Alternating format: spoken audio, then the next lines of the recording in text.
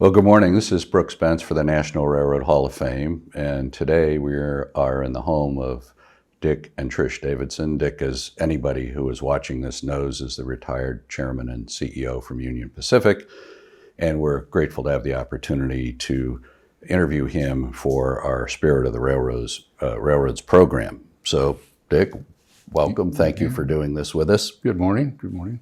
I guess as any good story, we should start at the beginning and delve into your childhood growing up in Kansas and hear a little bit about the challenges and things you faced getting to the railroad to begin with.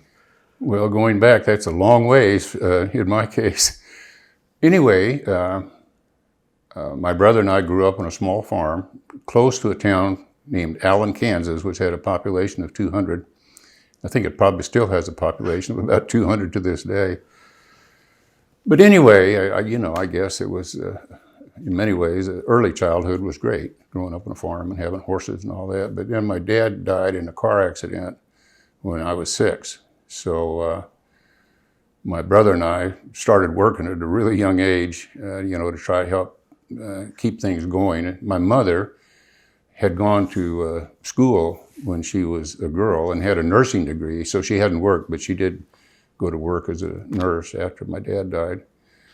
Was that locally in town?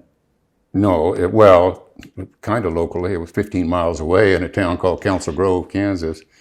But anyway, I guess however you'd characterize it, we grew up in modest circumstances. But on the other hand, when I think back on it, it was a blessing in some respects because it made me pretty self-reliant and independent and focused on success, monetary success for one thing, because I didn't want to be poor. And so I was really motivated to work hard. In fact, when I was 14 years old, somehow or another, I found out that a farmer in western Kansas, a couple hundred miles from where I lived, wanted somebody to come spend the summer working there, helping with the wheat harvest and the farm work. So I got on a train about midnight and scared to death I wouldn't get off at the right station. But about sunup, the conductor said, "This is it, kid. This is."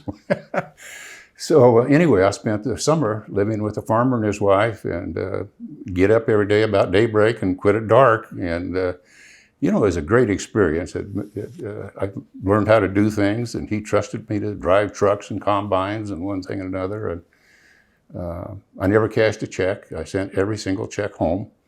And so anyway, that was kind of. Well, then later, I worked for a rancher named Buster Wheat.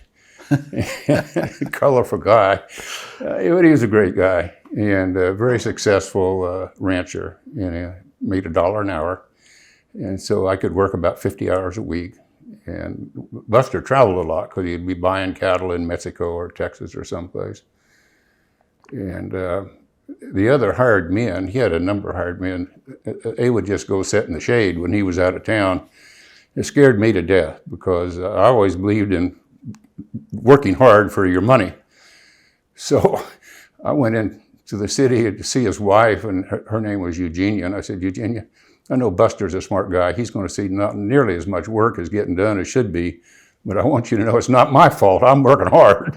So that's kind of the way I grew up, wanting to do well and earn my money.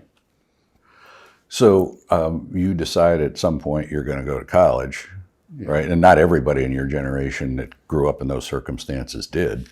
Yes, that's true. And I might not have gone to college, actually, except I got offered a basketball scholarship, a partial scholarship, not a full scholarship by any stretch, to play basketball at Washburn in Topeka. So that kind of was the trigger that, when I realized, well, I want to go give it a shot. But even then, and that also triggered me going to work for the railroad because I knew the scholarship wouldn't be enough money, and we didn't have money to where I could get any help to speak of. I had to do it myself. So that's what prompted me to go apply for a job on the railroad.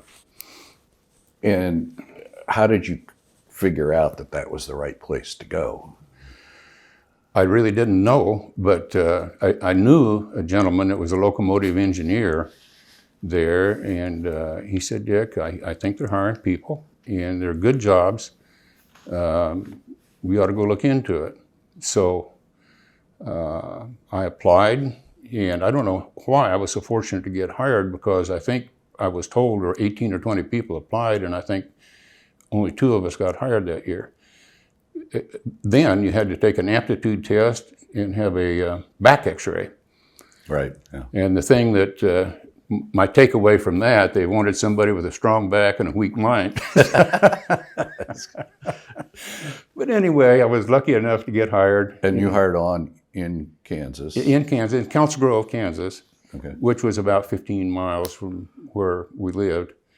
And back then, they didn't pay you to get trained. You had to do it on your own. Right. Student trips. A student trip. So for, I don't know, a week or two, I went back and forth, and sometimes I'd get off of one train, get on another one, and come right back. I slept very little because I wanted to get it done just as quickly as I could. And was there a yard where you hired on? Or is it very just a small. crew change point? It was a crew change point with a very small yard there. And so anyway, and then you had to buy a railroad-approved pocket watch. I'll never forget this.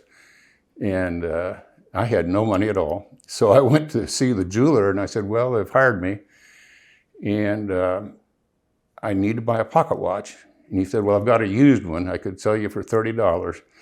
And I said, well, could I pay you overtime?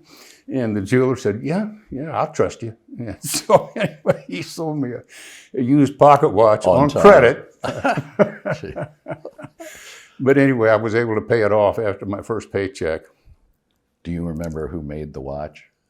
Oh, yeah, I'm sure it was an Elgin, Yeah. probably. You know, size 16, I remember. You had to have a certain size and carry a railroad watch card, and Yeah, that's right. set it every trip within 30 seconds of standard time. And My first one was a Bulova Accutron that I bought from a conductor on the platform in Grand Central. And he came down and he opened up his coat and he had watches in there, and it was used.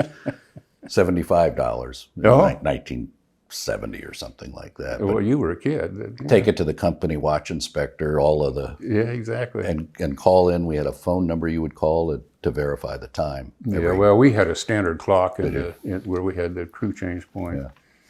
But anyway, it was a wonderful experience. You know, the thing that just blew me away, being an 18-year-old kid, was I was one of the first people hired in about, well, since World War II, really. Probably the next youngest person to me, I was 18, the next person youngest was probably 40-something. So it was really quite a cultural difference between them. But they were wonderful people. If you showed you wanted to learn and work hard and ask questions, why, they would work hard to teach you. And it was wonderful people. Everybody had a nickname. Dagwood, Hambone, you know. Sure. Yeah, it was a great experience. Okay, so you're working out of this small yard, which means you're probably on the road, mostly road trains versus yard locals. Originally, yes, but they did have yard assignments in Salina, Kansas, which was kind of a detour from the main line. And when I was, I don't know, 20 years old maybe, I took time off from college one semester and worked on a switch engine in Salina at night. We'd go to work, 6, 7 o'clock at night, I've forgotten now. Back then we still had 16-hour days. And we'd normally work 15, 16 hours. And I was trying to go to college at a small school there in Salina called Kansas Wesleyan.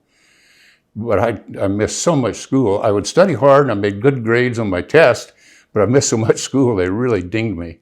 Yeah. Anyway, I was making quite a bit of money working there with all that overtime, but I finally said, well, if I'm going to get serious about my education, I've got to go back to Washburn, and finished up, which I did. Okay, so when you come out, what's your thinking at that point? Back to the railroad, interview with IBM or Exxon or whomever?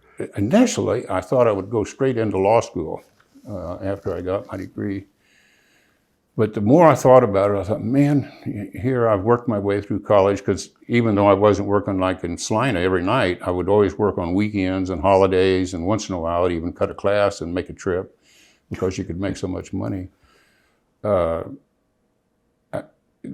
it came time to take the law school exam, the railroad said, we need you. We're not going to let you off. You can't go. And I thought, well, maybe that's not such a bad thing, because I was tired of working and going to school. And they also started dangling the potential to enter the training program as a possibility at that time. Okay. My boss was a guy named Bill Farrell, who was a train master in Hoisington. And he encouraged me to apply for the training program. And it was really kind of a struggle, because the union guys would make fun of you. You don't want to be a manager, those guys, they're snakes. You wouldn't want to do that, and one thing and another. So and I was making so much money also, right. $6,000-7,000 a year, which back in the 60s was a lot of money. And I thought, well, I don't know. But anyway, he finally convinced me, so I drove to St. Louis for the interview, which was a long drive. And did you have a car at that time? I did. Yeah, I did. I was doing so well financially. I bought a very nice car, actually. But I found it to be quite intimidating. Growing up in my closest town of 200 people, and Council Grove had 3,000 or 4,000, and here's St. Louis, a city of several million people. Holy cow! This is daunting. Yeah. And of course, the Missouri Pacific had an office building that was 21 or 2 stories tall, and I'll never forget, parking was like $25 a day, and I thought, well, that's highway robbery. Yeah, that's a lot at that time. A lot of money. So anyway, they didn't just jump all over me. In fact, they told Bill Farrell, the boss, we're not sure this kid's what we want. He's kind of a hayseed from Kansas, that we think it'd be a mistake. Elitism rears its head. Yeah. Anyway, Farrell insisted that they give me a chance, so I went to work as a trainee in 1965. And how long was the training program? Well, supposedly it was a year, but it was an interesting experience for me, because my first day as a trainee, the railroad had gone on strike. And when I walked into the office, the assistant vice president of operations grabbed me and he said, we know you've got experience as a conductor and a brakeman. We want you to go to Dupo, Illinois, and get on a freight train and go to North Little Rock, Arkansas, which was 365 miles. So anyway, I said, well, where's Dupo? They had somebody take me over to the train, and I had a traffic guy back there as my brakeman, and a locomotive engineer named Brubaker, who was a road foreman of engineers, good guy. And we took off, and we ended up in Little Rock probably, I don't remember, 14 hours later maybe, and I got marooned there for a long time. Little Rock was a big classification yard for the Missouri Pacific, and so they kept me there as a switchman or a conductor, I don't remember which, for a while. So that was my introduction to the training program. So how long did that go on before you actually got into the management? Well, it was just, before I got into management. Well, so the strike, the strike only lasted a week or so, Okay. and then I went back to St. Louis, and the way it worked, you would spend a certain amount of time in every department, like accounting and marketing and sales and operations and mechanical. And I spent 6 weeks in Memphis in the marketing department, which was a real revelation for me. And then a while in the operating department at Little Rock, and instead of going back to St. Louis on weekends like most trainees did, I would always stay there and lean on the other departments. Like if I was in operations, I'd go over to the locomotive shop and say, I want to learn about what you guys are doing, or go to the engineering department and, spend time trying to learn the whole thing.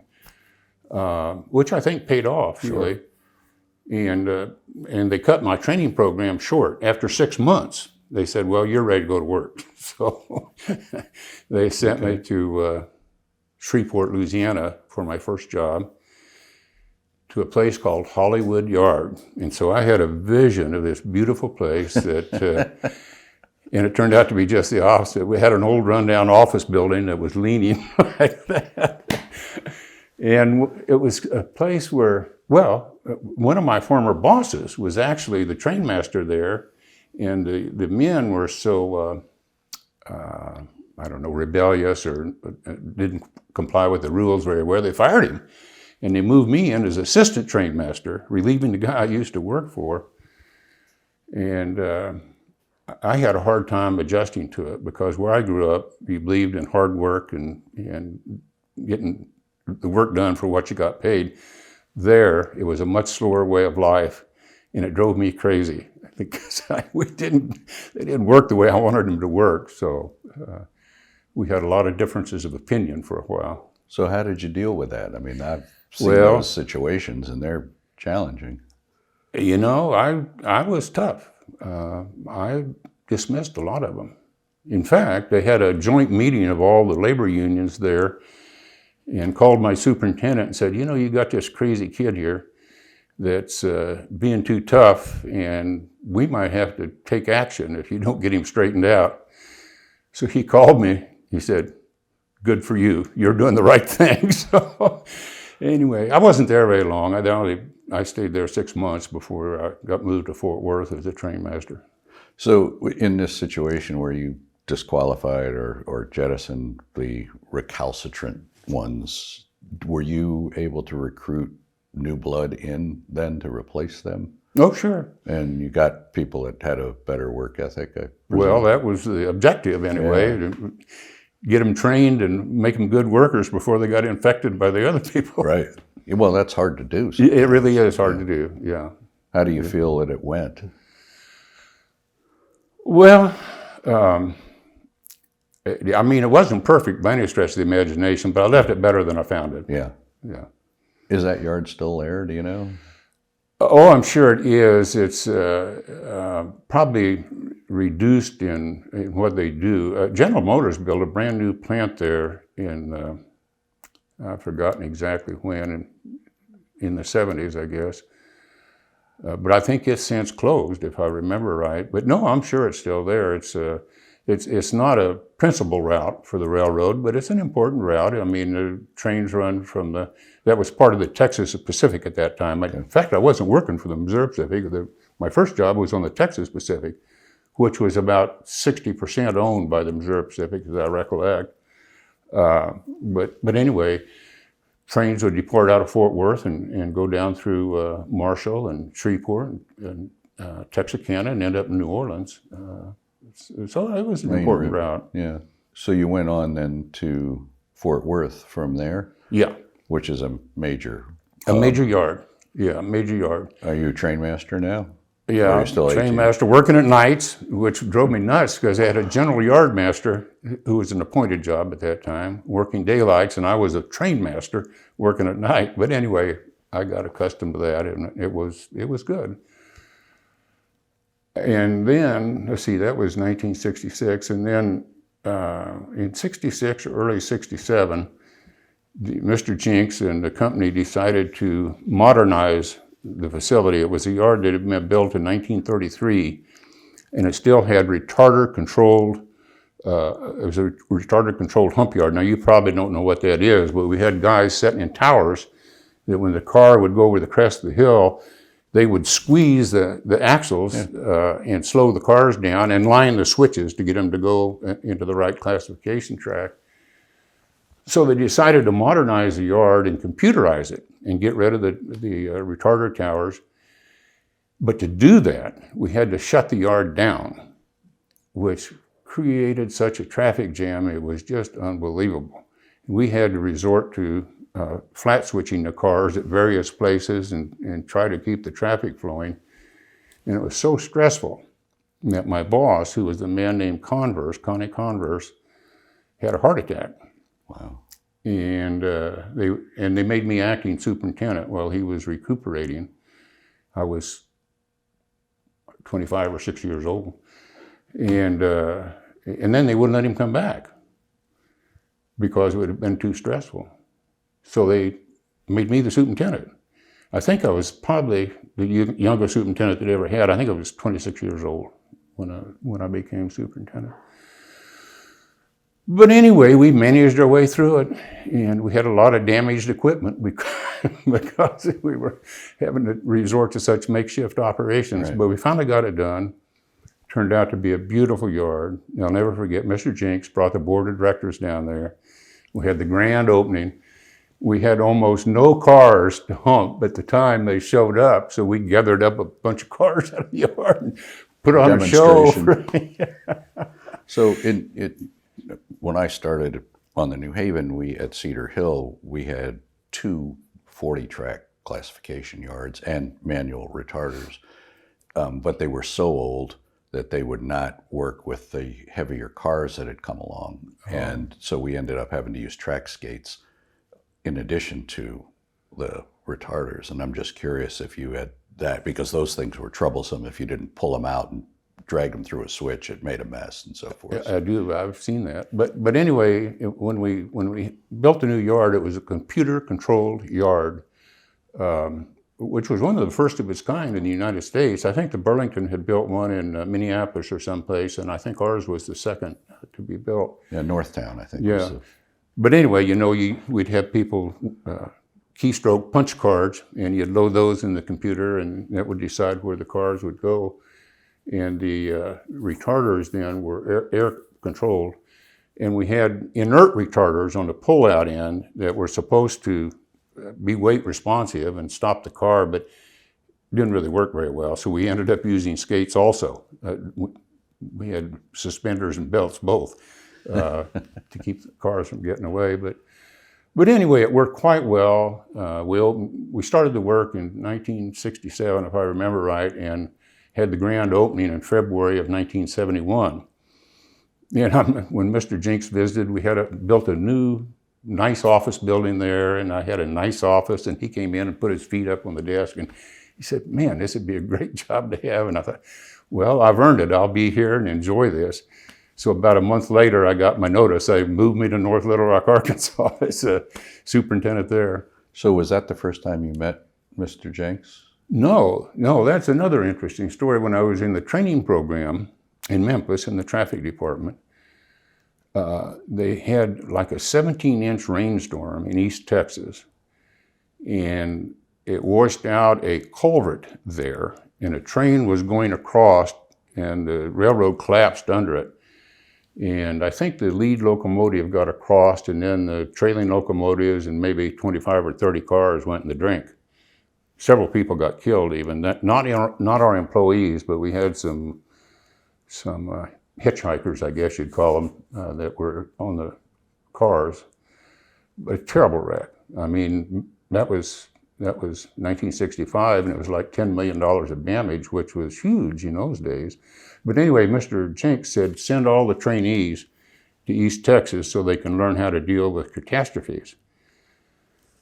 So here I go. I didn't have any rain clothes, or I didn't have rubber boots or anything. I was out in the middle of the night with a work train, wading around in water up to my knees, and there was Mr. Jinks and Mr. Lloyd, the president. Mr. Jinks was chairman, Mr. Lloyd was the president, wading around out there in the water too. Now, what time of year is this? Is it cold or hot or? No, it was summertime. Oh, okay. Yeah, it was summertime. But anyway, that was the first time I met him, was maybe 1 o'clock in the morning in a flood. I'll never forget it. I could hardly, shake my hand.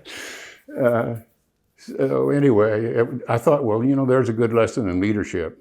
Here we've got a catastrophe, and the most important guys in the company are down here trying to lead the effort to restore it. I'll never forget that, and I tried to practice that the rest of my life. So that was the first time I'd met him. So he knew who you were after that? He did, yeah.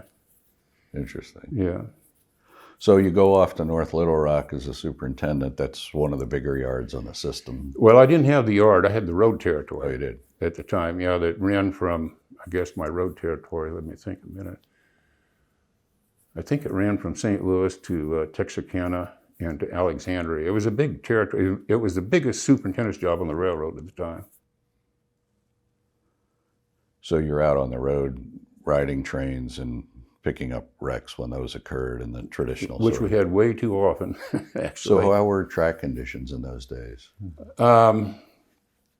Well, as you probably know, the Missouri Pacific had the distinction of being bankrupt longer than any other railroad in history. I think for 33 years, if I remember right. And I think it finally came out in 1958. So they had a lot of upgrading to do, and we still had jointed rail everywhere, and the joints were battered, and some of the track we had slowed to 40 miles an hour. So we did have occasional derailments. I mean, when my phone rang at 4 o'clock in the morning, I knew it wasn't somebody saying, let's go have a beer. It was a disaster somewhere. So I got my share of experience picking up wrecks. But we started an aggressive program of laying welded rail and you know, redressing the issues we had. New ties and all of yeah, that. tie And was that program. something that was that part of your responsibility then, or was that strictly engineering? Well, no, and the way the Missouri Pacific operated, the operating guys had responsibility for the whole thing. Engineering and mechanical yeah, too. right, yeah. Okay. In fact, I think I might have, maybe I didn't mention to you, when I was superintendent there, a man named Jim Gessner was the general manager who had come over from the Southern Railroad, and he had a master's degree in engineering, very innovative, careful thinking person that he kind of taught me, instead of shooting first and asking questions later, maybe you ought to think things through and get your aim straight before you do it. So we did a lot of interesting things like laying rail at night. You know, if that's when the trains weren't running, he came up with the idea we'd rig up big light towers at night, and so the men would go out there when there was little train traffic, and increased productivity a great deal.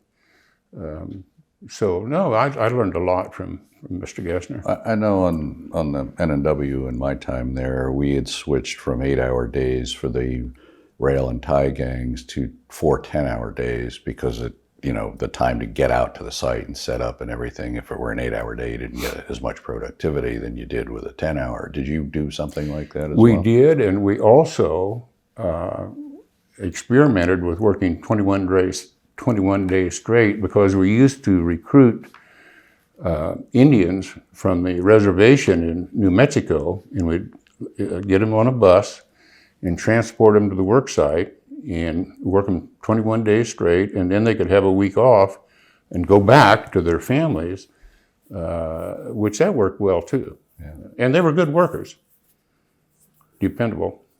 So after that assignment, what's next? Well, I actually wasn't there very long. I think once again it was only about 6 months. Oh. And then I got moved to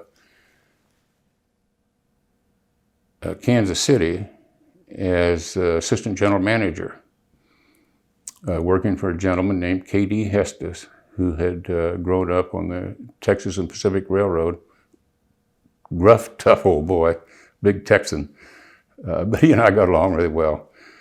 And the Kansas City territory ran from Omaha, Nebraska to Fort Worth, I believe. And this was right in the middle of the Russian wheat movement. You know, you remember when Russia got in so much trouble, and we were exporting, we didn't have enough grain cars even. We were loading wheat in coal cars, open top coal cars to move it.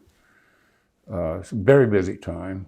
And while I was there, they actually sent me off to Harvard for a management program that lasted about 13 weeks. I felt quite guilty about leaving with so much business going on, but... So they obviously had designs for you beyond being a superintendent if they're spending the money to send you to Harvard. They did, and that was even obvious to me that that you knew if they had, the Missouri Pacific used to send a person or two to every Harvard program. And you knew if they sent you, you at least had the opportunity to go further. Yeah. So, and when I'm in college, I majored in history and political science. I knew nothing about the business aspects of things. So that was a wonderful experience being there with 150 people that most of them were financial people. Yeah. And so I learned a lot. In fact, my roommate there was from France and was a principal in a big French company, and he was a business guy. So, when we were having business problems, he was a great guy to bounce ideas off of. So when they called you up and said, guess what, you get to go to Harvard, what was the backdrop on that? Did they explain why they were sending you, or? No, it was probably just to say, we think you'd benefit from more education. And it was surprising too, since the Missouri Pacific had been bankrupt for so long, we watched our pennies very, very carefully, very carefully.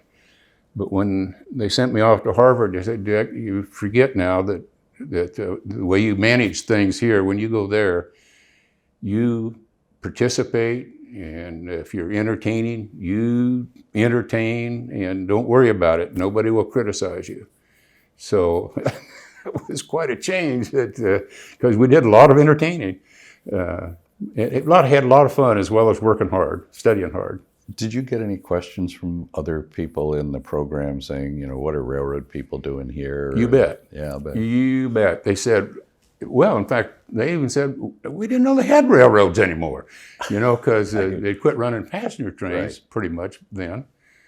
And so anyway, I sent back to the company. I said, send 150 annual reports to me, please. So I passed them out to everybody in the class, and we were a pretty profitable company to help them change their minds. Yeah, interesting. And that's so true of the general public. If you're not running passenger trains, you're out of business. Exactly. And it's not a bad way to be. I mean, flying under the radar is not a bad thing necessarily. Right. So did you found the program worthwhile? Oh, very much so. And how long were you there? 13 weeks. Okay. Yeah. And then back to Kansas City? Back to Kansas City. Let's see, I went to Kansas City in 1971. And then I was appointed general manager at North Little Rock in January 1st, 1974, which was a wonderful experience, going back as general manager. Don Mannion was the vice president of operations at the time, and Jim Gessner then was assistant to the vice president of operations. They had promoted him from Little Rock into St. Louis. So he was still in your world? Yeah. I mean, he was a great guy, and I learned a lot from him. Don Mannion, on the other hand, and you probably know his son, Don Mannion Norfolk Jr. was with the NS, right. Vice President of Operations, right. I think. But Mr. Mannion had a hard time making decisions, so he only lasted on that job a couple of years. Then they moved him up in the administrative job up in the chairman's office. And put Mr. Gessner on the BPO's job. But anyway, I think I might have mentioned to you that one of the really wonderful experiences I had when I was general manager was that the Missouri Pacific had purchased a small company called Chicago and Eastern Illinois in 1967, I believe, but had really never integrated the railroad into the Missouri Pacific. They still had a separate headquarters in Chicago, and we had our headquarters for that region in North Little Rock. And the CNEI had a big yard called Yard Center that were the trainmen there were kind of like the inmates being in charge of the jail. And where is that located? It's the south side of Chicago. And this was MOPAC's introduction into Chicago. Yeah, that's right. Yeah, it was a great acquisition because it gave us access to Chicago. Anyway, it was so bad there, the men wouldn't show up for work on weekends, and they had to bring management from all over the system in to try to keep the railroad going. So we had this wonderful classification yard in North Little Rock, and we figured out that we could pre-block all the traffic going into Chicago and run solid trains through to the connecting line railroads or to the intermodal facility in downtown Chicago or whatever, and essentially just totally dried up Yard Center. And I forgot how many exactly now, but maybe reduced 15 switch engine shifts. It's just unbelievable. And you could have shot a cannonball through the yard. There was nothing left there. Mr. Jenks was so happy about that. He called and said, "I don't know what you've done, but you've really made a difference." And so much so that they asked me to join the board of directors of the Chicago and Eastern Illinois Railroad. They still had a separate board. So anyway, I'd get to sit around the table with all these important people, and I just hope I wasn't embarrassing myself too much. So, I if I put myself in your shoes, I'm wondering while I'm on the CNEI, how do I get everybody? Because you had to make some changes in North Little Rock, right? Too. We did, yes. And were they accepting of that, and that went through smoothly, or No, it did. I mean, the one thing I learned running a big yard, and I learned this at Fort Worth, everybody on the outside of that yard wants you to make classifications for them. Right. And I learned one way to figure out how badly they really needed them was just quit doing it and see who would start complaining. So we took away some blocking we were doing for other points, and instead did the blocking for the CNEI. And we didn't only just integrate the operations, we also integrated the engineering and mechanical and everything. It was really a good practice, for later mergers, because we had all went together very, very well. Okay, so what's next in line then after you've got that fixed, right? We got that fixed, and we just made a lot of progress on we'd also improved the physical plant a lot too, so we were operating a much safer railroad. And that lasted a little bit less than 2 years. And then after Don Mannion got moved upstairs, Mr. Gessner became the VPO. They moved me to St. Louis then as assistant to the VPO. This was 1976, I think October of 1976, I moved there. And what were your responsibilities and roles doing that? It was a maddening job. It was an administrative job, and you were just supposed to take the administrative workload off the vice president. And you had nobody work for you except your secretary. And when you tried to get something done, you just had to speak nicely or threateningly, whichever way worked best, and try to get other people to buy in what you were trying to get done to help the VPO. I didn't like it. I didn't like the administrative work. I was an operating guy, and I liked to be out, fixing problems and making things better. But anyway, that didn't last very long, because once again, Mr. Gessner had a heart attack.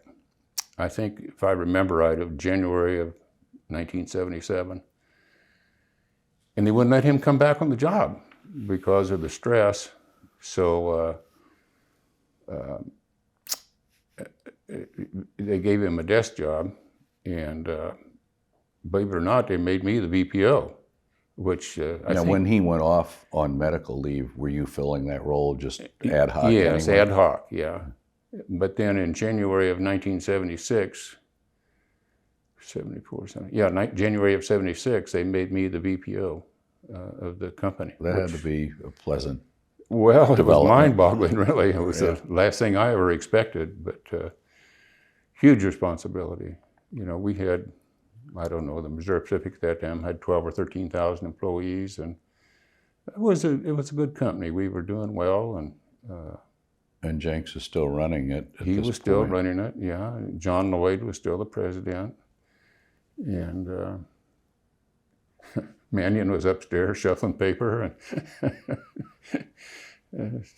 So, as VPO, what are the things that you said you liked fixing problems? So, what are the things that Did you have a list of priorities, the things I want to go and get done while I'm here? I don't think I was quite that organized, but some of the problems were just so obvious. Along the Gulf Coast, we had lots of challenges because business was growing so rapidly down there in the chemical business that we really had inadequate facilities to cope with everything. So we really needed pretty aggressive capital spending, double tracking and building additional sidings. And back in those days, too, we were fierce competitors with the Southern Pacific. Our routes pretty much overlapped each other in that Gulf Coast area. But I actually became good friends with the vice president of the Southern Pacific at that time, a guy named Alan DeMoss. Mm-hmm. And we worked out a lot of deals to help each other. I mean, one of the things we did, I think, was fairly innovative in the industry at that time. If we had a major maintenance program going on and you wanted to increase productivity, if you could get the trains out of the road, you could get a lot more work done. So DeMoss and I worked it out where we would detour over each other's railroads when we had a big maintenance effort going on, and then you'd keep track of the train miles and you'd equalize them at some point.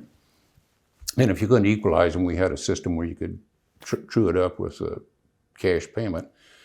But that really improved productivity for us. In fact, he and I we had parallel routes like between New Orleans and Houston. So we made a trip over on one railroad and back on the other because we were thinking about running directional traffic, which would be just like double tracking your property with not outspending any money. Yeah. We didn't get that done at the time, but... do you know why? I forgot.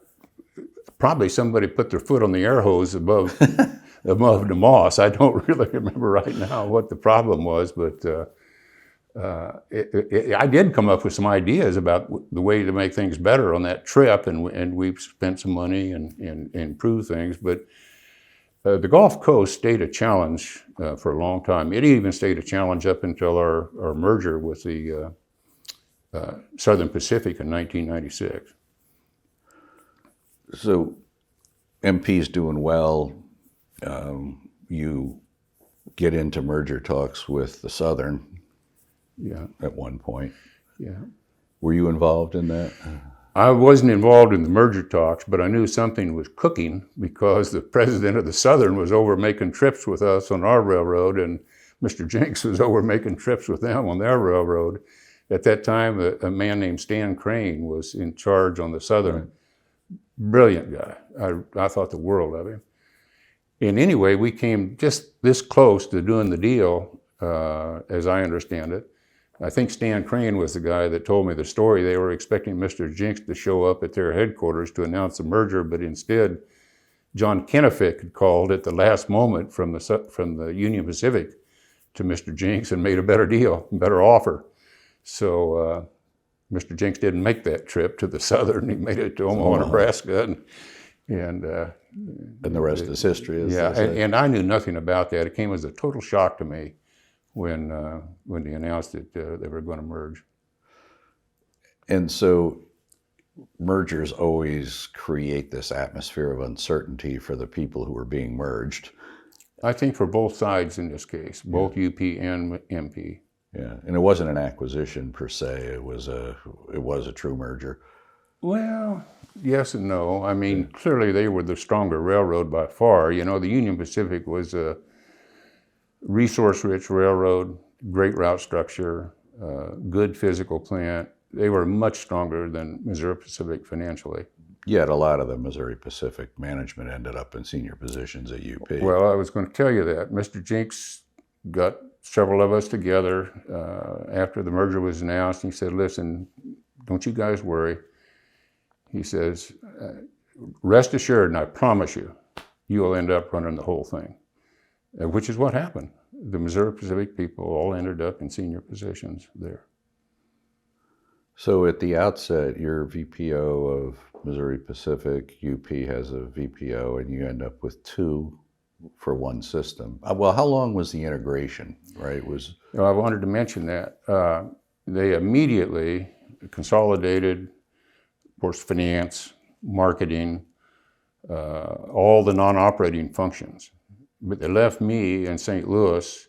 You see, the merger took place in 1982, and I stayed in St. Louis until 1986, more or less running the old Missouri Pacific. Of course, I'd have to, talk to John Kennefick occasionally, and he'd come down and make trips with us. He's a very, very good guy, nice guy.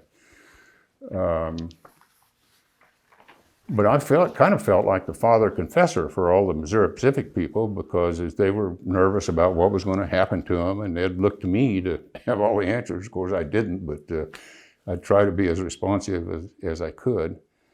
And then when they put it all together, Jerry Davis became the senior vice president of operations, and I was reporting to him then at that time. That was 1986, and it stayed that way until 1989. Okay. And how did that work? Well, it worked all right. I mean, I wasn't particularly fond of it that way, because people kind of regarded me as a secondary person, and Jerry as the go-to guy. But actually, I guess maybe in retrospect, it turned out all right, because in 1987, we started I need to preface that. Drew Lewis came in as chairman, replacing Mr. Kennefick. And so that was a big change. And Drew, although he knew nothing about the railroad business, did insist that we streamline things, and we got rid of a lot of overlapping jobs and one thing and another, which needed to be done. And then they brought in a gentleman named Mike Walsh, who had been at Cummins Diesel, and he'd been a White House fellow and a lawyer, and had been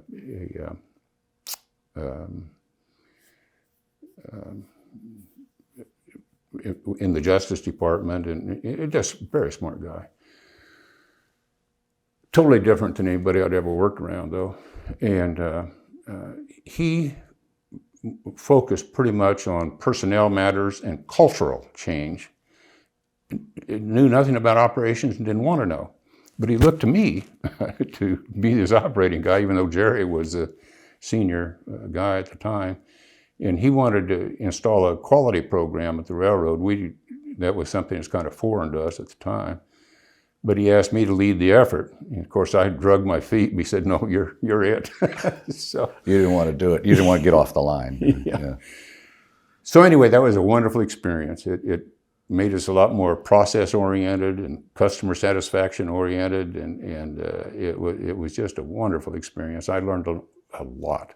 We brought in consultants to help us, a group called Total Quality. The Figgenbaums were the name of the principals of the company. But that went on for several years. And then in 1989, Jerry left and went to the CSX, Jerry Davis, and they moved me up to the senior VP role. And of course, they didn't replace my job then. Now, the story, as I heard it, was that John Snow called Drew Lewis and said, "I want to have Dick come down here," and was told either by Lewis or Walsh, "You can't have him, you can have Jerry Davis. We're keeping Dick here." That might have been the way it worked, but I had actually gone to Jacksonville and met with them, and would have taken the job. In fact, I went to tell Walsh I thought I was going to go to the work at the CSX, and he said, "Well, before you clean out your office, give us an hour or two and then come back over."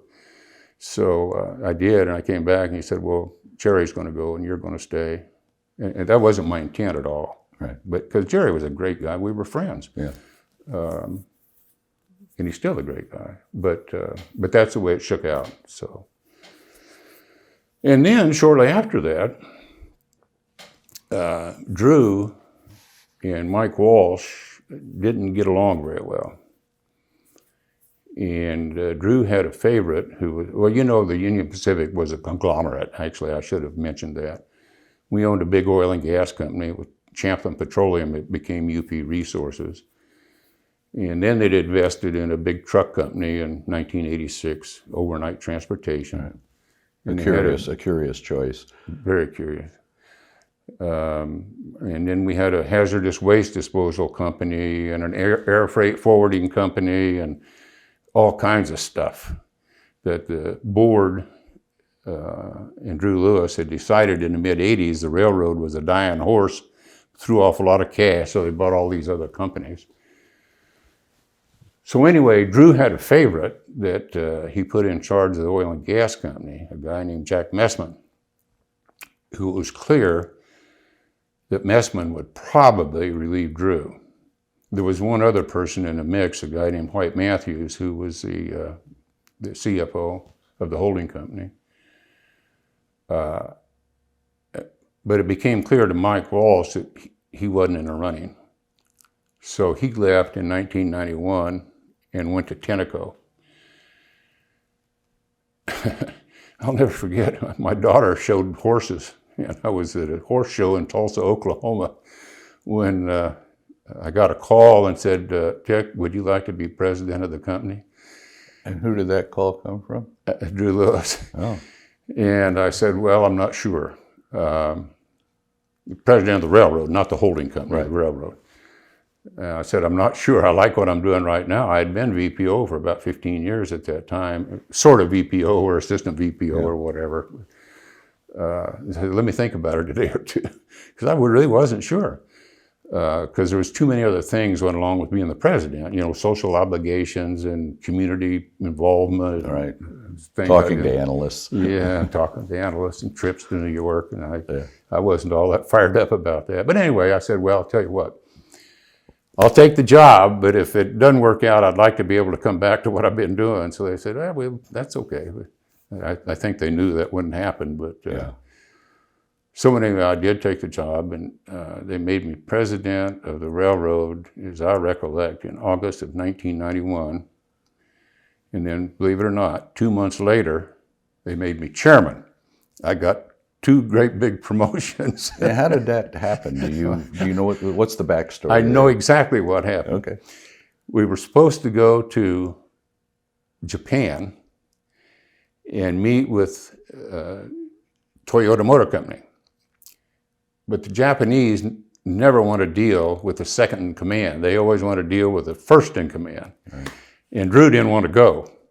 So he talked to the board and said, let's make Dick the CEO and let him go. So that's how that came about. It was... so a very formal, rigorous process of selection. Yeah, exactly. Yeah. Okay. Yeah. So how did you get along with Drew? He's in Bethlehem and you're in... He's in Bethlehem, and actually, initially, I got along with him pretty well. He would call just about every Monday and wanted to know how you were... He didn't know anything about the railroad, but wanted to know how you're doing on your budget. And fortunately, we were doing pretty well every time, so it was normally a pretty pleasant conversation. You may or may not know, but Drew Lewis had a terrible drinking problem, which I did not know at that time. He disguised it very, very well. So anyway, it worked out quite well until, I guess it was 1994 or early 95. I had another offer to go to another railroad. And as I told you, White Matthews and Jack Messman were the clear contenders to replace Drew, and Drew had to retire in 1990, at the end of 1996 when he got to be 65. So it was getting close. And so I went to Bethlehem and tried to have a very friendly meeting with Drew, and I said, Drew, I've got an offer where I've got a chance to become CEO of a big railroad. And I would rather stay at UP than go. If I just knew that I had an equal shot of getting the top job. And I could tell he wasn't pleased with that conversation. And he said, well, go away and let me think about it a little bit. So I came back a few hours later, and he had been drinking. And he said, well... In the office? Yeah. Well, somewhere, I don't know, but he obviously had found a place to have. Yeah. He said, well, you can leave, and we'll make White Matthews president of the railroad. And I said, okay. So anyway... That had to not feel like you wanted it. No, it didn't. I didn't even want to promise the job. I just wanted to promise that I had a shot at it. Right. So anyway, I went to bed that night thinking I was going to make a call to the other people and say, I'm coming. And my phone rang about 5 o'clock in the morning, I guess, and they said, we used to hold the board meetings at the Saucon Valley Country Club there. And they said, can you get dressed and come out to the country club? And I said, sure, probably an hour and I'll be there. So I walked in and there was the full board, just getting daylight, and Drew. And Drew said, well, Dick, the board met during the night and made the decision that we're going to bring you to Bethlehem, Pennsylvania as the president of the holding company. And unless you, I'll use a better term than they used, screw up, you can guess what the vernacular was, yeah. But it'll be your job to replace Drew.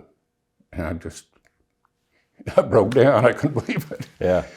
Because it was a magical change. Right. I mean, the board obviously turned Drew around. They said, you know, you're making the wrong choice here. Yeah. So it was... So a sensible board. We had a really nice board. Wow, that's an early meeting to go for a board meeting. They met during the night. They called the board meeting during the night without Drew. Uh-huh. And they had him come in early in the morning. And he's the one that gave you the message. Yeah, well, I mean, I think he had no choice. And how long so you moved to Bethlehem at that point? Yeah, I did. And how long were you there before he retired? Oh, just a little less than 2 years. Okay. Which was time well spent because the board asked me to, you know, it was a holding company, so they asked me to spend my time there learning these other businesses. I mean, we had a big trucking company. The trucking company had 13,000 employees. Right. It was a big company. Yeah. The oil and gas company was a big company. Did you ever discern why Overnight was picked to be acquired? I mean, I know exactly why. The head lawyer at the time was a guy named Barry. His last name escapes me at the moment. But a real smart guy. And he said, well, we need to complete our footprint. We got the big railroad in the eastern part of the United States. And overnight trucking was predominantly, I mean, the railroad was in the western part of the United States, and the overnight transportation was primarily in the east, and they thought there'd be a lot of synergy between the two. But you got an LTL trucking company, and it was terrible. It made no sense. Yeah. And they overpaid for it. I mean, the company might have been worth $400 or $500 million, and they paid $1.2 billion for it. So it made no sense whatsoever. And the same thing with the hazardous waste company. It was just terrible. And they threw so much money at that thing. In fact, I'll never forget, we had a board member come to the board from Monsanto chemical company, smart guy. And the hazardous waste people got up in the board meeting and said, well, we're going to spend this money and do this and do that and make a big investment. And he got up and said, you guys are crazy. The hazardous waste disposal business is the worst business in the world you could be in, because chemical companies that create the hazardous waste have to incur such a big expense to dispose of it. We're going to figure out a way to engineer a way out of it where we don't create it in the first place. And he was exactly right, a guy named Dick Mahoney. So that was a lost cause. What they really did, they indebted the railroad. That's where they got the money to buy these companies, which weren't producing any profit. So anyway, I learned the business real quick. And the board also said, what do you think your weaknesses are, Dick? And I said, well, strategic planning might be one of my big ones.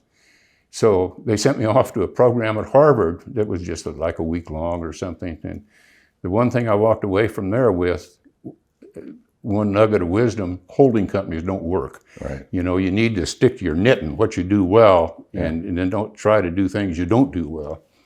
So that I solidified my game plan. When I got to be chairman of the company, I knew exactly what I wanted to do. Well, there was that theory, I think Harold Janine, who was The ITT Corporation. ITT, Yeah, thought exactly. you could manage any business if you had good management. It didn't matter what it was. And of course, they were a big multi-faceted Exactly. conglomerate. And that didn't work either. No, I don't think it ever proved out. So In fact, at the trucking company, they put a guy that had an MBA in to run it. But he was one of these guys that couldn't make a decision if his life depended on it.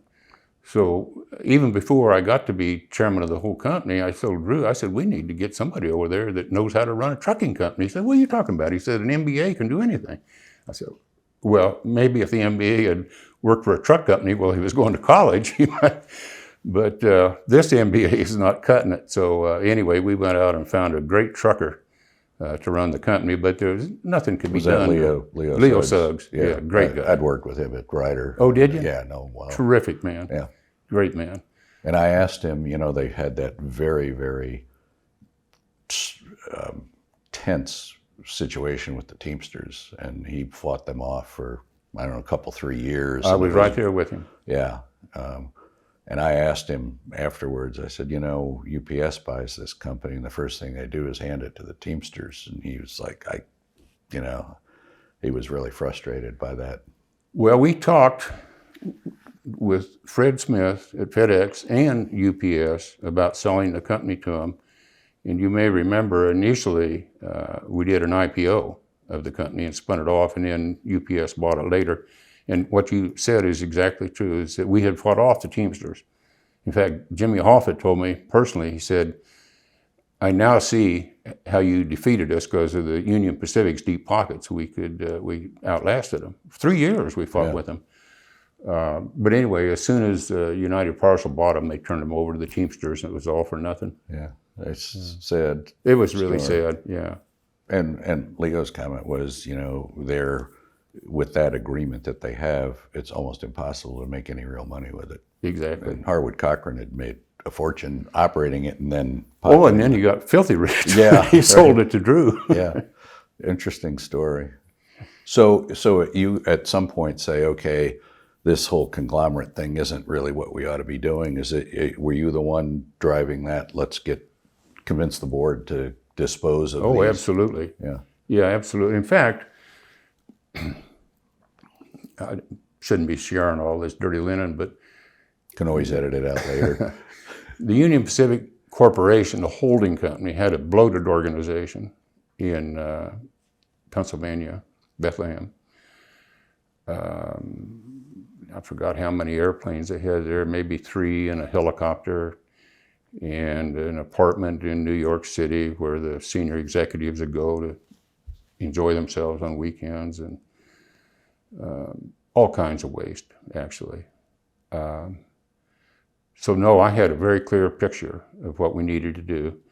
Now, they did spin off the oil and gas company just before Drew retired and put Jack Messman in charge of it as CEO. And Drew did that. I mean, obviously, he was trying to take care of Jack and make him a CEO, so they spun that company off. I think it was about a $6 or $7 billion divestiture, as I recollect.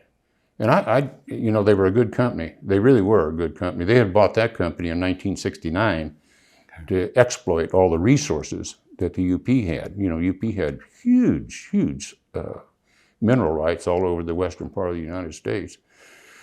So anyway, they spun off all the mineral rights in the Champlin Petroleum, which was then called UP Resources, in Fort Worth, and put Jack in charge of that. And then shortly after, when Drew retired, I started dismantling the rest of it. How long did that take you? Oh, golly. Well, it took several years, actually. Some of the companies we got rid of fairly quickly, like the air freight forwarding company.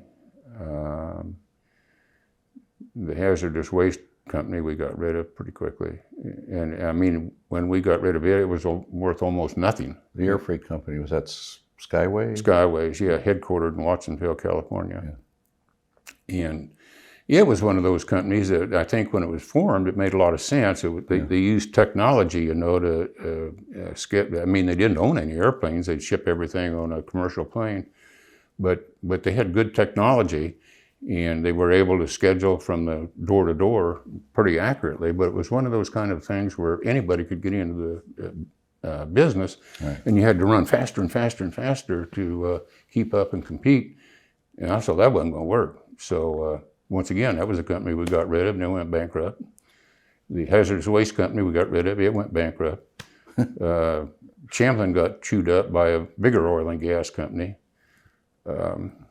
Overnight, that was the big issue. It was hard to get rid of because of the Teamster involvement.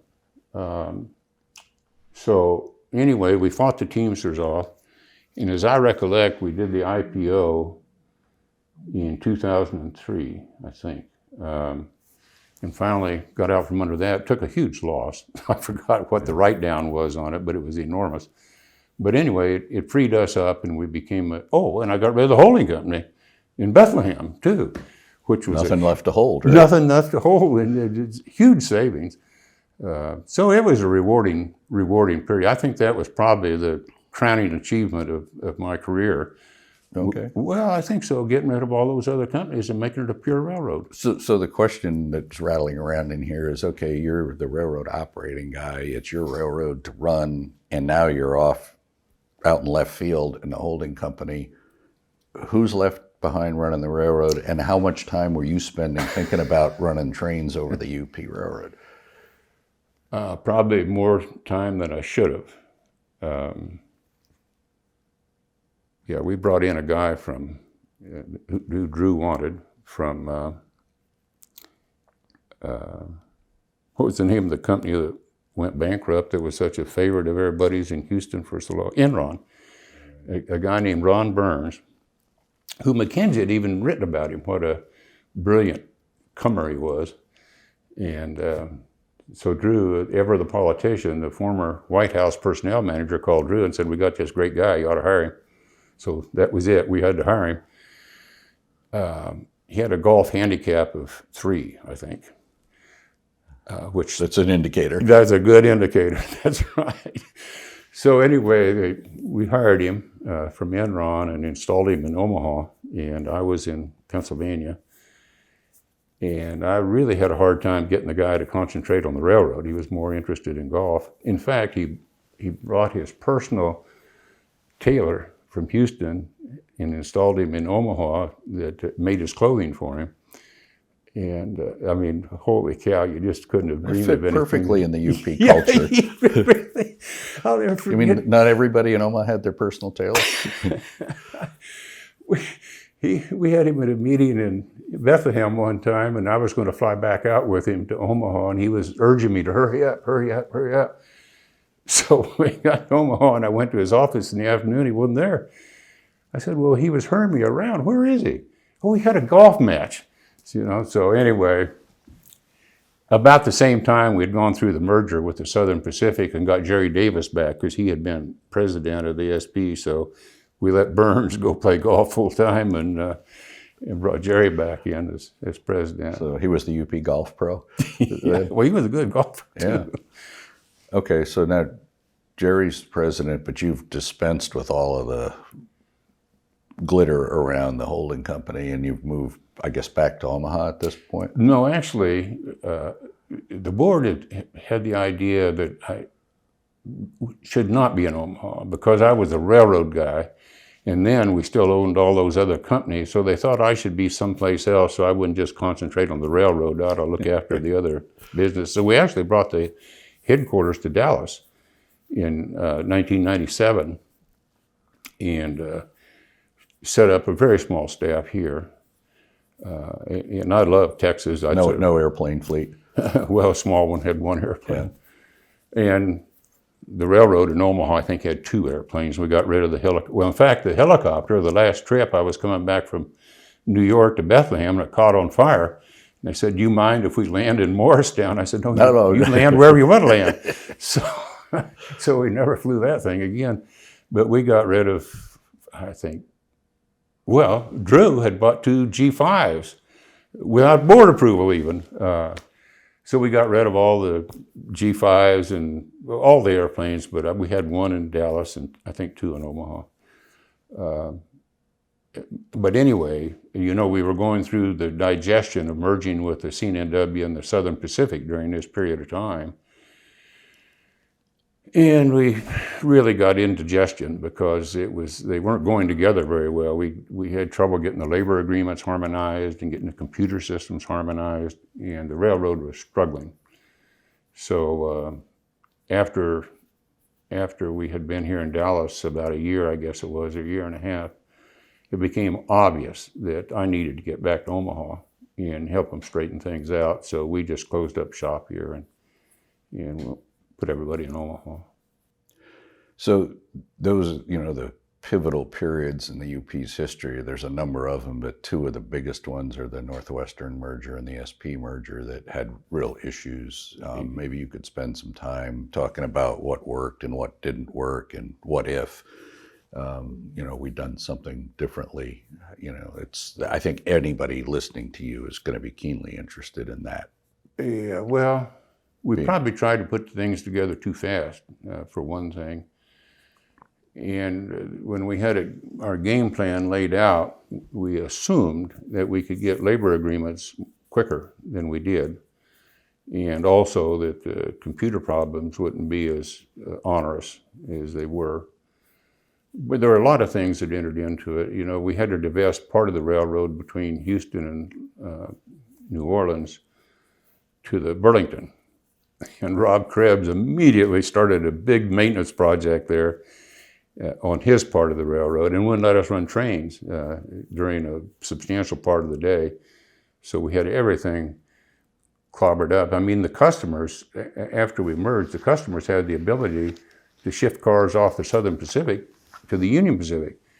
And we weren't prepared for it because in the merger, we had all these parallel routes, and we could see where it'd be a wonderful asset once we got all the agreements and the computer systems in place where we could run directional trains. I mean, it was what I said Alan DeMoss and I had looked at years ago, run one way on the UP and the other way on the Southern Pacific. And same thing between Houston and St. Louis. We had parallel routes and parallel big yards in Little Rock and on the SP. So it was a wonderful fit, but we didn't have it together yet. So it really got us balled up. And it was just a matter, we had to actually go to customers and say, if you can route your traffic some other way, temporarily, it'll help us get things unclogged, because we just had to reduce the volume of traffic in order to get things opened back up. And they did. I mean, we had a lot of people helping us. We had short line railroads helping us, and Burlington took some of our traffic. As much as I hated to do it, it was the only answer. We just had to shrink the volume. And we did, and we finally got the agreements in place and got the computer systems harmonized.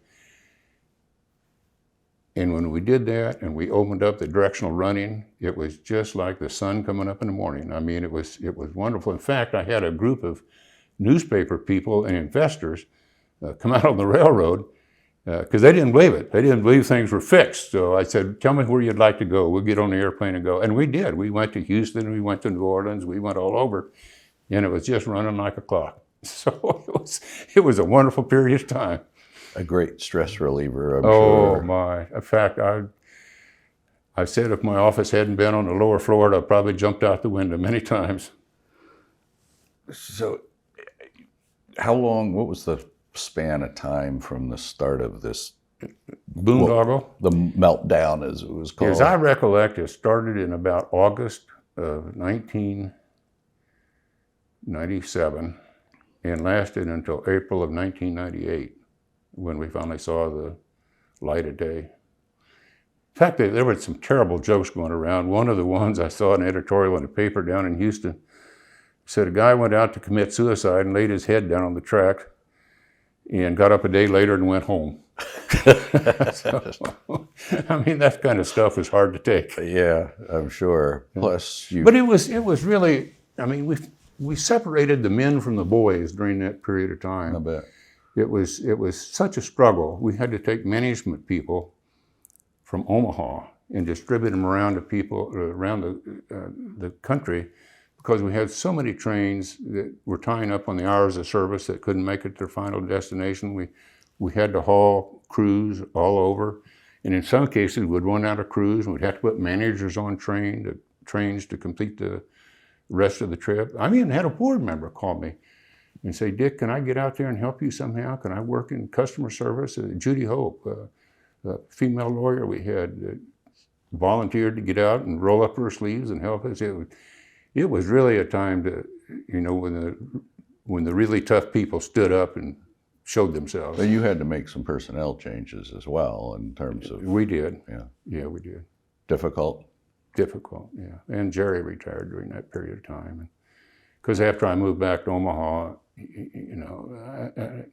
I'm not saying anything bad about Jerry. He was a wonderful person. I loved him. I loved his wife, Patty. But he just had a hard time with decisions. So, people ended up coming to me instead of going to Jerry. So anyway, Jerry retired about that period. So you'd opened up the first National Customer Service Center in St. Louis back in the late 80s. Yeah, that was my brainchild once again. And that's such an interesting thing to have, not only opened it, but then have it staffed so that people could actually, I mean, I don't know how your experience is today, but anytime I call a customer service, I get the dreaded words, "Your call is very important to us, we'll be with you in an hour and 15 minutes," kind of thing. But you had it so you were answering calls within seconds. Yeah. Yeah. This was during a period that we had installed a quality program, and we knew customer satisfaction was paramount. And we had a lot of skeptics when we put that national customer service together, because people were used to having their own people locally to deal with them. Yeah. So there was a lot of skeptics, and so we pretty much had to do it right. Didn't always work right, but we finally did it well. But we kept a clock on the wall that would time from the time a customer's call came in until the phone got answered, and we measured it in seconds because we didn't want people hanging on the phone. So during this time of stress with mergers and service disruptions, these people must have been sorely taxed. The customer service people getting calls from shippers. Oh, yeah, and it wasn't just customer service. It was my secretary, and everybody that picked up the phone was getting calls during that period of time. And probably calling the board members. Calling everybody, calling the politicians. So how did you deal with all of that? If you have the senator from Texas calling you saying, "You got to come fix my railroad." In fact, I just ran into one of the senators at the bank the other day, K. Bailey Hutchison, that we dealt with. There wasn't anything. In fact, I spent a lot of time in Washington, D.C. at the time. You just have to go in and pull down your pants and say, take as much as you want, because we are guilty, but we're going to fix it. And that's what I told the customers. I went everywhere, Lake Charles, Louisiana, Houston, Corpus Christi, you name it, and met with the customers and said that, we're guilty, we're messed up, but be patient and we will fix it. And we did. Well, that takes a fair amount of chutzpah because you're walking into a firestorm, right? Yeah. And we have a utility back east, and we had a major outage, and the CEO was nowhere to be found and got roundly criticized in the press for not doing any interviews or talking to any customers. And I think taking the heat and straightforward dealing with it, I think really helps diffuse a lot of it. Doesn't fix the problem, but no, but you got to be out in front. You can't run and hide. You got. In fact, poor old Jerry.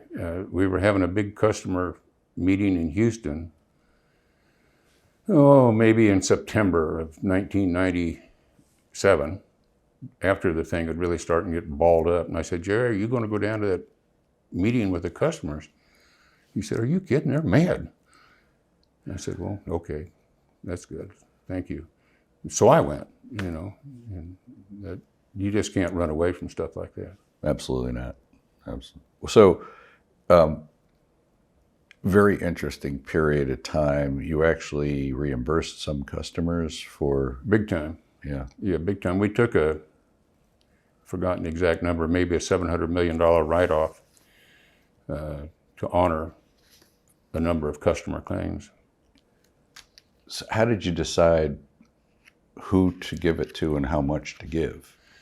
Because you opened, the lawyers must have just been pulling their hair out saying you're opening us up to all kinds of They were, possibilities. but our marketing people met with the customers and they had to have some sort of proof of damages in order to get reimbursement. And it was just a negotiating process that we went through. Painful, but we did it. So you're now running the railroad essentially by yourself, right? You've president, CEO, and essentially chief operating officer at the same time. Well, yes and no. We made some other changes at the time. We had a guy named Bart Schoner, who was VPO during this merger period, that was a brilliant strategist, but had the personality of Attila the Hun. And he was great with the strategy, but he wasn't so good with the follow-through. But anyway, he ended up making the customers mad, making the government mad, the Federal Railroad Administration. So we let Art go and brought in a new man, Brad King at the time, who didn't stay on the job very long. He didn't want it. And then we brought in a fellow named Dennis Duffy, who was a brilliant operating guy. He had it for a long time. He had it a long time, and he was terrific. The smartest operating guy, including myself, that I've ever seen. He was really a good man. So if there were things to do differently with the SP and the Northwestern, if you think back and say, okay, I've erased all of that, now I'm going to go do it again. How would you approach it? Well, we just need to go slower. And we would have needed to do more investment up front too, because both of the properties we bought, CNW, and particularly the Southern Pacific, had been under-maintained. Not nearly enough capital had been invested in those companies. So there was a huge amount of work to do to get them up in shape. So, in hindsight, I think we should have invested more up front and slowed down. Got our labor agreements worked out before. Some of it we couldn't do anything about because SP customers had the ability to shift their traffic over to the UP before we got things in place. That was nothing we could do about that, but we should have slowed down. So that old saying about whatever doesn't kill you makes you stronger appears to have applied in this case. It did. But it's interesting because the UP continued to gobble up companies. I mean, you had CNEI and you had the Katy, which we didn't talk about. 1986 or 7, we bought the Katy. Yeah. That was self-defense because they were so run down and we had so many trackage rights, we had to buy them to fix them up. Right. So the company grew. It was like Pac-Man eating up a lot of legacy railroads. We did. We acquired lots of companies. And the integration, my recollection was that the Katy integration seemed to go fairly smoothly, as did the CNEI one. Nothing to it. They were such small companies, that in fact, the Katy was just a remarkable success story. As I recollect, we paid about $100 million for it and maybe acquired $100 million in debt. And they had really wonderful real estate holdings. We sold one piece of land for $100 million. So we were playing with house money right from the get-go on the Katy. That was a wonderful thing. And we also bought a railroad in Mexico, or bought into a railroad in Mexico, which was another wonderful investment. So now you've got this network that's starting to run more smoothly. You've gotten through most of the service issues. There was some strategic change in building the company into business units, which I think was a relatively new innovation. It was. That came out of the quality program. Okay. In fact, at that time, too, not only did we establish the National Customer Service Center, we consolidated all of our dispatching operations in Omaha from all the outlying points. Into the Harriman Center. Yeah. Which when we first broached that idea, Mr. Kennefick said, "No way are we going to do that." Of course, he retired, and then Guess what? and then Mike came in, and we explained to him what the savings would be if we could do that. And he said, well, "Do it. Don't wait. Go do it." So we that was an interesting experience too. We had an old freight house there that was historic in Omaha, where Mr. Harriman in 1895 or 96 purchased the bankrupt Union Pacific. They had an auction there on the steps of the old freight house, and he said, "I'll buy it." I think he paid $50 million for the UP. Well, Jerry and I were going to tear that old freight house down and build a brand new, nice dispatching office. And Mike Wall said, "Are you guys crazy? You got this historic building here. We're going to refurbish that and put the dispatching office in there." So, well, okay, boss. We'll It was a great idea. Yeah, it was a great idea. So we spent about $60 million putting that dispatching center in place. We spent more money on that one facility than Mr. Harriman spent by the entire railroad. Different dollars, but still, and that's still the hub of the railroad. Although there are more regional centers now, I think. I think there's a small dispatching office maybe in Houston. I'm out of touch. I don't know. Yeah. I've been gone a long time. So the business unit concept, one of those was intermodal. And I guess I grew up with the beginnings of intermodal, and I remember when I first went into it, I telling my wife, this could well be a career ender. You know, the operating department hates it, the traffic department hates it, everybody hates it except my boss. So, you know, here we go, let's see what happens. And of course, now we were the redheaded stepchild in almost every company. And now it's become the predominant growth driver across many instances. How was it perceived at UP in, after all of the kerfuffle around the service issues and when you set up the business unit?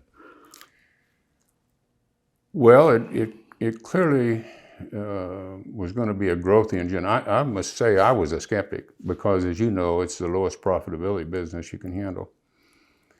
But it's what the customers wanted. In fact, the intermodal guys came to me and started wanting to buy our own containers to supply the customers. I said, "Are you guys crazy? APL is our biggest shipper and they own all their containers, so we're going to buy containers and start competing against our biggest customers?" They said, "Yep, that's what we want to do." So they finally wrestled me to the ground and we bought a few. And today, I don't know how many they own, but maybe 30,000 containers, thousands and thousands of them, that we supply ourselves to the customers. And of course, the big ocean shipping companies still supply their own containers. Yeah. So it's been a huge growth business. Well, and of course, double stack changed the economics of They did, yeah. Completely. It wasn't cheap, though. I mean, building these big intermodal facilities to accommodate double stack business is very, very pricey. Well, and back in the early days, you had circus ramps at lots of little small towns. Oh, I'll never forget here in Dallas. We had a circus ramp and we had a huge customer here, United Parcel Service, where we operated a train every day out of Chicago that was dedicated strictly to them and tried to handle it all on a circus ramp. And it got time to, it just inevitable. We had to go expand someplace. So I came down and got with the marketing guys and I said, well, let's go figure out where to build this facility. And they wanted to build it in East Dallas, which you're not probably familiar with it, but we had to build a chain link fence around it and put guard towers above it because it's such a lawless part of town. Right.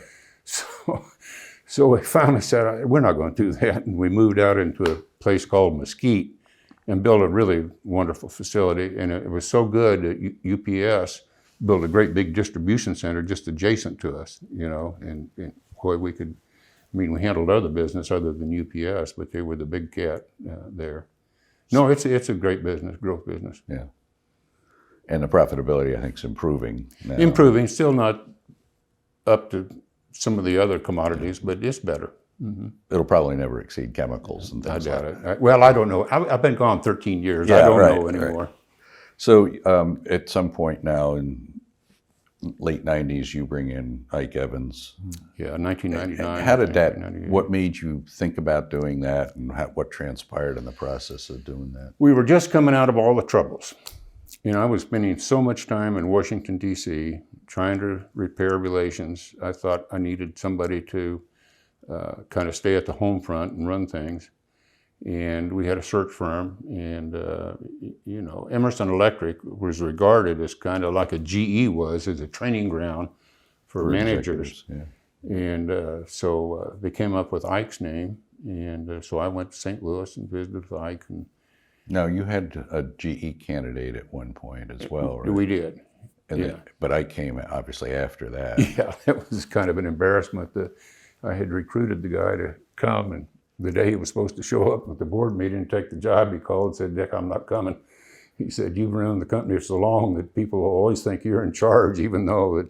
So I said, "Okay." And anyway, we found Ike, and Ike's father had been a manager on the New York Central Railroad. So he had railroading in his blood, and he had great experience. He had worked for General Motors for a long time and had run their manufacturing plants, and then had gone to work for Emerson and was a senior manager at Emerson. So he had a lot of management experience. So, I mean, he didn't immediately grasp the whole railroad thing, but the two of us working together, it worked out pretty well. And how long was he with you? I think he left in 2006. We were transitioning out. I had stepped down then as the CEO and became non-executive. And Jim Young was in the saddle to succeed me. And Ike was still there. And Ike was such a hands-on guy. He had a hard time letting Jim do his job without looking over his shoulder too much. And so he thought it was time to move on. And he went on to other work, and he actually became chairman of a big auto parts company after he left.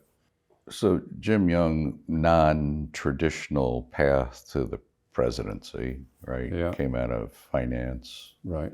How did that occur, and not somebody out of the operating department or marketing?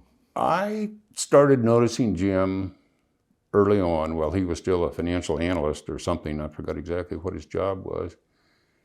But we were having a meeting to discuss something, and I don't even remember what the issue was anymore.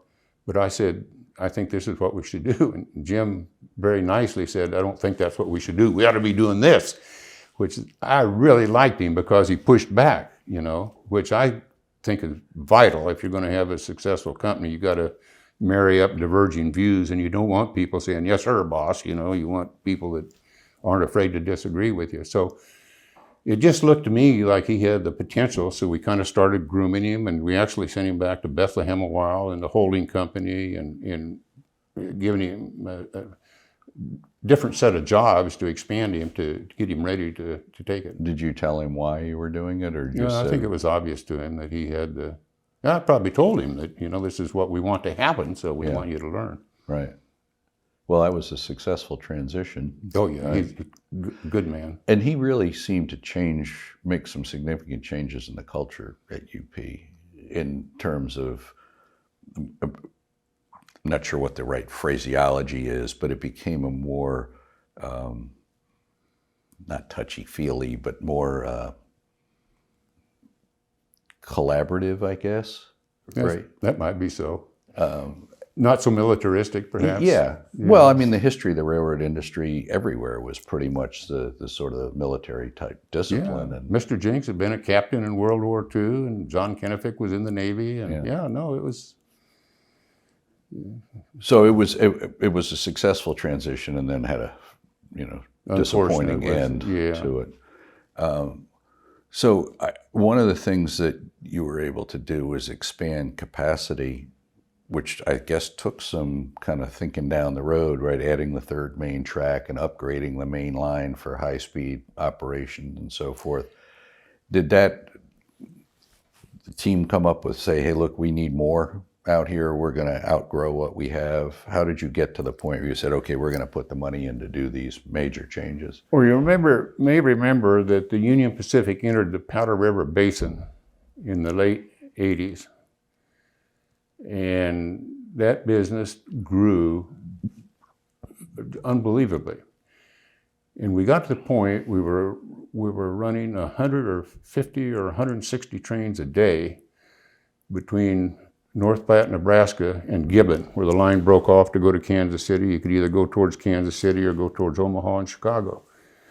And it just got to be too much. So, I mean, we had to do it out of self-defense. It just became obvious that we built a third main track, and we did a lot more double tracking south from Gibbon going towards Kansas City.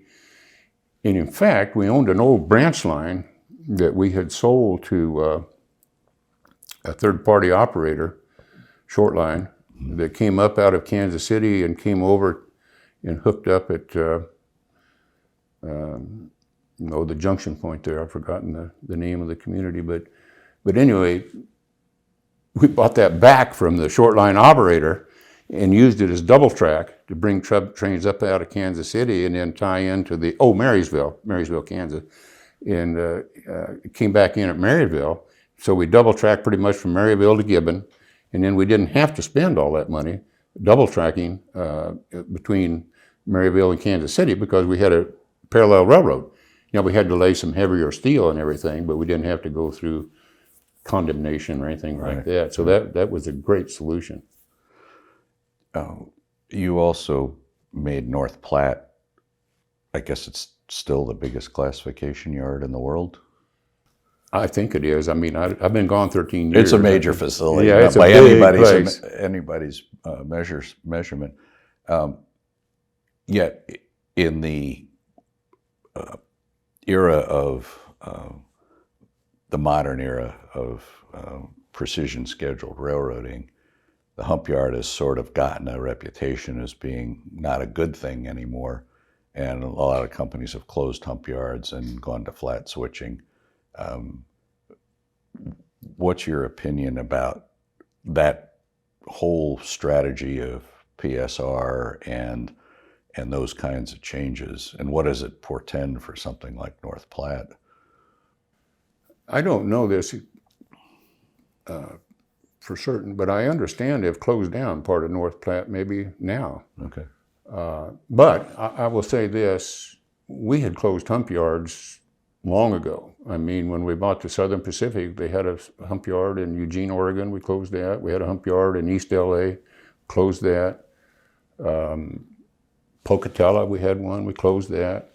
So we've been doing that forever. But now I think it's been energized since this PSR objective. I really can't say. I'm a little apprehensive that maybe they've cut things so deeply that it might be hard to grow the business back. I mean, I think I mentioned last night that 15 years ago, the Union Pacific was handling 200,000 cars a week. Today, it's 140,000 or 150,000. In the meantime, they've spent $40 or $50 billion in capital to handle 25 or 30% less business. So we're just going to have to see how things shake out here. I know if you can't grow your business, evidently, it ain't going to work very well. Right. You can only cut so deep. Yeah. One of the other questions I had was about the Powder River Basin, and my discussions with Bill Greenwood when it was the Burlington that first built in there, and Ray Burton was the finance guy at the time before he went to Trailer Train, that they basically bet the company on building in there. I mean, they had a lot of faith that it was going to pay off, but there were a lot of naysayers saying, why are you spending your money doing that? We were all watching that. Yeah. Because they had light rail and they had to put in heavier rail and invest a huge amount of money. Right. But it turned out to be a brilliant move on their part. So you at least had a precedent to go by and said, hey, this is probably worth doing. Yeah, now I really wasn't involved in that. That was the UP had that well underway before I moved to Omaha and really got involved in that. But it worked out well, and we invested a huge amount of money, double tracking and added additional sidings. Right. Putting in concrete ties. And yeah, at the peak, we were running 30, 35 loaded coal trains a day out of there. And for every loaded train, you had an empty train. So it was a very busy railroad. Yeah. So I think the last major thing I wanted to touch on was with your relationship with Mr. Jenks, because he was obviously pivotal in your career and a mentor. And, maybe you could talk a little bit about him and how you got to know him and his background and what made him a good leader. Well, as I mentioned, the first time I ever met him was out in the middle of a flood, water up to my waist, and he was out there too. And that was a leadership example. Right. But then I had a number of more dealings with him after I became a manager, and we started that construction project in Fort Worth. He would come down there occasionally and visit. I'll never forget one of the times he was sitting across the desk from me in our old office talking, and I had my hand on the desk and was shaking so much I had to put my other hand. It was so intimidating. But, he wasn't mean or anything. He was the top dog, and I was a lowly train master. Right. But anyway, and then he brought the board down there and showed them off, and how wonderful it was, and everything was working well. And then I got more exposure after I told you the story about fixing the Chicago and Eastern Illinois Railroad, and that really pleased him. I could tell that because he had bought the company, and in fact, they sold the TP building, the old Missouri Pacific office building, so they could have money to make these investments. They bought the rest of the ownership of the Texas and Pacific Railroad, then the CNEI, all about the same time, and then leased the office building back. But anyway, that created a lot of exposure, with him. And when he put me on the board of the company, and I made lots of train trips with him too. He'd get out on the railroad, and he was a pleasure because he always wanted to know, what can we do to improve things? Where do you want to spend money? Do you need to build a new siding here? And it was just a pleasure. And then, of course, John Lloyd was his president. He'd come along behind and say, we really don't need that. It was quite a contest. So I know you said Mr. Jenks's background was not operations. I rethought that. I think it must have been, but I don't believe he was ever a general manager. Okay. Was Lloyd's background in operations? He came out of mechanical department. Well, obviously, then you don't need money for track. No. You just need it for locomotives. No, and Lloyd was hard to get any money out of, too. Of course, the Missouri Pacific didn't have a lot of money. We'd been bankrupt for 33 years. Right. Yeah. So was there anybody else in your path other than Mr. Jenks that you would say, yeah, that guy was really helpful to me? And well, obviously Bill Farrell was. I mentioned Bill Farrell, who pushed me and then pushed the personnel department in St. Louis too into taking me. They said, that kid's a hayseed, we don't need him. 10 years later, they were working for me, after a few promotions. How did you pick talent?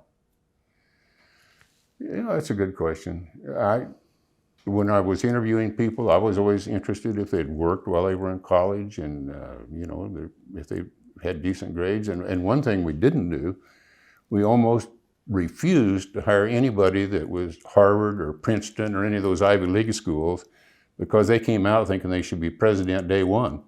We wanted people that were willing to roll up their sleeves and go to work. So we hired most of our people out of Midwestern schools, like University of Kansas or University of Nebraska or K-State or places like that, where people still believed in hard work for a day's pay. And did you leverage the MOPAC training program into a broader one for the whole company, or how did we did? We had a good training program at Union Pacific as well. So I know you said one of your top accomplishments was straightening out the holding company, that you felt that was a career high point. Do you have any other ones you would illuminate? Well, yeah. Small things originally, like it was my idea to develop the National Customer Service Center, to have the combined dispatching office there. This was a small thing, but after 9/11, I started putting the American flag on the side of our locomotives, which I didn't really do anything except show our patriotism and support for our country. But getting rid of all those non-contributing companies too was a really, not just the holding company, but all the bloodsuckers that weren't contributing anything. So everybody has sort of pivotal points in their career where it could have gone this way or that way. What do you think were the major turning points for you? Well, that's a good question. I mean, some of it's luck, some of it's timing, some of it's recognition and skill. Well, you never get anywhere without a huge amount of luck. That's clear to me. Yeah. And some of it was bad luck, like my boss having a heart attack when I was in Fort Worth, and Jim Gessner having a heart attack. I mean, that opened jobs up that might have not come along. Should go get your heart checked before you said yes to the job. But those were big turning points. That was really, that construction job in Fort Worth was a big deal. That was a really big deal. But well, in that board meeting too that took place in the night at the Saucon Valley Country Club, that was a huge turning point. Yeah, sure. Huge. So it all worked out pretty well, right? You know what? You hate, I'm not the kind of a person to pat myself on the back, but it's truly the American dream. When I was a young kid, we didn't have running water in the house, had an outdoor toilet. Pretty modest background, and now we have a nice home here and a nice home in Florida. And I had a nice retirement present that my wife and I bought that we went around the world on. So it's an American dream, really. When did you decide that it's time for me to step out and give it to somebody else? Oh, when I was approaching 65, because I'd been there almost 50 years. Yeah. And, I loved the job. I mean, I enjoyed it every day. In fact, the things I didn't think I would like the community involvement and then dealing with the politicians in Washington, D.C., I got to like that a lot. I enjoyed it. But anyway, I'd been there nearly 50 years, so it was time for somebody else. Sometimes that's a hard step to take. No, it wasn't for me. No, I was ready. You were ready. I'd been through all the chairs. I'd had lots of jobs and Yeah. a great run. So it was easy. What's your views on UP's future down the road, if you've thought about that at all, and how would you envision they're going to do in the world's changed quite a bit, and it continues to at sort of a rapid pace. It has, but I think the railroad business is unique. They're not ever going to build any more of them. If the government doesn't screw up the railroads, which they're capable of doing, like right now with what they're talking about, it should be a golden future, because you're always going to have needs for transportation, and there's no better way to do it than a steel wheel and a steel rail. 4 times more fuel efficient than trucks. Now, the things are going to change. We're going to have driverless trucks one of these days. But I got to believe that they won't be able to insist that you have 2-person crews on trains anymore either. If you got trucks out there on the highway running with nobody behind the wheel, railroads aren't going to wander off like a truck can. You're going to go right down that track, and there's no reason they couldn't be operating with nobody. Well, as I mentioned last night, Mike Mohan shows this video of this train in Australia. It's a coal train in the outback, but no personnel on board, running 25,000 tons at 50 miles an hour. So the technology's there to do it. Absolutely. The political will has to be there. I think people watching trains go by at grade crossings with nobody on them would probably be orienting, like flying on a plane with nobody up front. Well, that's entirely doable too. Yeah, right. Yeah. But we don't do it because it would make people pretty nervous. Well, it unnerves me to think about a truck going down the railroad or down the highway at 70 miles an hour with nobody behind the wheel either. Well, there was an interesting interview. I think it was 60 Minutes, where they interviewed one of the driverless trucks companies, and the woman who was doing the interview said, "You see all that? It looks like state police light bars on top. That it was all the sensors." And he said, "This thing can make decisions 16 or 17 times faster than I can as a human being. So it's much safer having it do that than having me do it." And I think at some point we'll get conditioned to the fact that that actually is true, and we won't be killing 30,000 people a year on the highways. But the same thing applies to railroad. Right. Right. They can go down the same path. Yeah. So if I'm now back, and I'm 18 years old or 22 if I went to college, and I'm sitting here with you and I'm saying, I want to go in the railroad business, I think, what would you tell me? What will your advice be to? I'd say have at it. Go put your application in. But would you have any recommendations on career path? What should I follow? What do you think would be I want to do what you did. So how would I get there? I would always suggest going into the operating department, because that's the crux of the railroad. 75% of the employees in the railroad are operating people. And as we talk about, if you don't have excellent operations, the marketing guys don't have a chance. So it's the history of the business is largely one of people from operating department background running companies, and then it started to shift to lawyers and accountants running the companies. Clearly having operating experience and learning the business at grassroots is indispensable in terms of knowledge and knowing the business. Clearly, too, people can run the business without having that. But do you think that the industry will go back at some point to having more of an emphasis on operating people in the top jobs?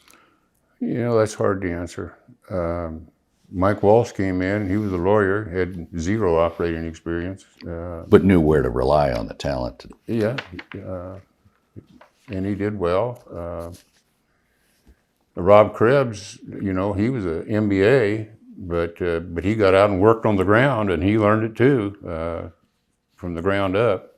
In fact, our training program, we owned a short line railroad in Arkansas called the DK&S, that we'd send our trainees down there and let them actually work on the railroad for a few weeks and learn how to hook up air hoses and set handbrakes. Make them get out and do the work. Do the work, so they could learn. You had the opportunity and honor of getting nominated and accepted in the Horatio Alger Institute. Can you talk a little bit about that? Well, you're in with some pretty good company. Yeah, really good company. In fact, I just read a book by a guy named Ed Hagem that was a financial guy that grew up as an orphan and became extremely successful. He really had a horrible life. Mine was good compared to his, although I didn't have a father and grew up in modest circumstances. But once again, in my case, I think it turned out kind of to be a blessing in disguise. It made me a much stronger person. No, I was quite surprised, pleasantly surprised to be chosen for Horatio Alger. And you kind of have to bare your soul and tell everybody, what things were really like. But no, it's an honor. There's a lot of wonderful people in that organization. And it does good things. Lots and lots of kids get college scholarships because of it. Okay. Oh, yeah, and the kids that have been the most disadvantaged, kids that had no parents, or their parents were in jail, or their parents had been murdered, or drug addicts, and these young people were sexually abused or beaten or kicked out of the house or whatever, but somehow they rise above it, and have succeeded and done well. So I've forgotten exactly what the number is now, but they probably give $20 million a year away in scholarships or something. It's a huge organization. Well, I've exhausted my questions for you. Do you have anything you want to say that we didn't ask? No, you covered the waterfront? Yeah. To mix metaphors a little bit? Yeah, you got me. You got everything I know. Well, thank you for your time. It was a real pleasure to do this. Well, thank you. It's been fairly painless.